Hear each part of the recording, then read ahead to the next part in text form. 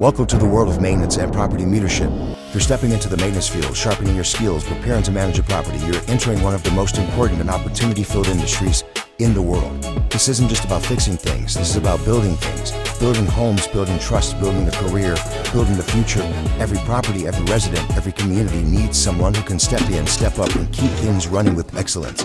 And that someone is you.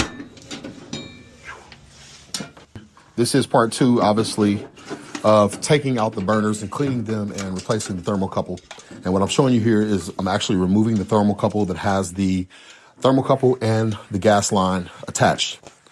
As we remove this, sometimes it can be a little difficult. As you see, I'm having a little struggle here getting it off. Eventually, I do get it off, and now I take the new thermocouple out of the packaging, and I had to catch the attachment that holds the thermocouple together.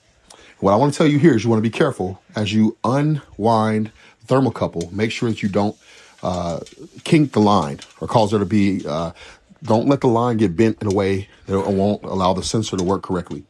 Then you want to use the threads to tighten up the thermocouple housing. Then you're going to tighten that down once you get it in the right place. This was a little difficult to do, but you want to tighten it down. Once you get it tightened down, you're going to take the thermocouple and push it inside of the housing, and then you're going to put the attachment on that will hold the thermocouple in place.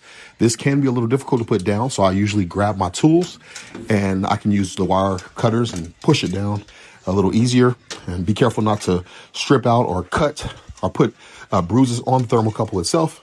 As you see, I'm pushing it down now. I pull it down, and once I pull it down, it locks in place, and the thermocouple won't move anymore. And so that's the way that you get the thermocouple officially set in. And then you're going to tighten it down to make sure that the gas line and thermocouple are not moving. And then you're going to reinstall the gas line, thermocouple, and the burner now that it's all clean. And once you start putting it back in, be careful not to kink the gas line and be careful not to kink the sensor for the thermocouple. And you do that by bending it too much. So you want to be careful when you're bending that you don't bend the gas line and knock it out of shape and cause a gas leak. And once you get the burner inside, you have to make sure that it sits inside of the indentation mark that's made for the gas line. And then you put the thermocouple back inside of its proper place. Now I'm bending the thermocouple, but I am not kinking the lines. I'm putting a proper bend in it that will allow it to take up the right space without overstretching itself and being in the way of anything else. I put a little loop. You can kind of do it the way you want to do it, but just keep it out of the way of the burners. You don't want it to be on the burners.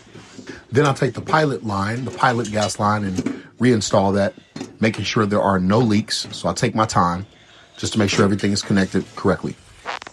Once I'm done with that, I'm going to go ahead and prepare to put the other burner inside. And before I put the other burner, I'm actually going to go ahead and reinstall the pilot light cover.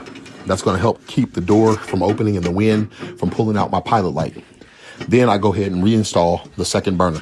Once I have these in place, I'm going to start putting the gas valve housing back up. And I have to make sure on this specific unit that all of the pieces are in place and that the screw mounts are in the right order. And then I press it all back in, making sure that the burners are connecting to the right area so that the gas can go through the burner and light the burner the proper way. You have to set it properly, so make sure that you get both burners set into their proper spacing and that they're both in the indenture in the back. I'm going to show you exactly what that looks like here at the very end of the video. Once you're done with that, get the gas housing set back in like it's supposed to be. This can be a little difficult, so you have to use some serious strength, but make sure you don't bend the gas valve housing and have to now replace all of that. So be careful with how you push it in. Once I get everything set, once my gas lines and my burners are all set in the right way, I press it all in, ensuring that it's all connected properly.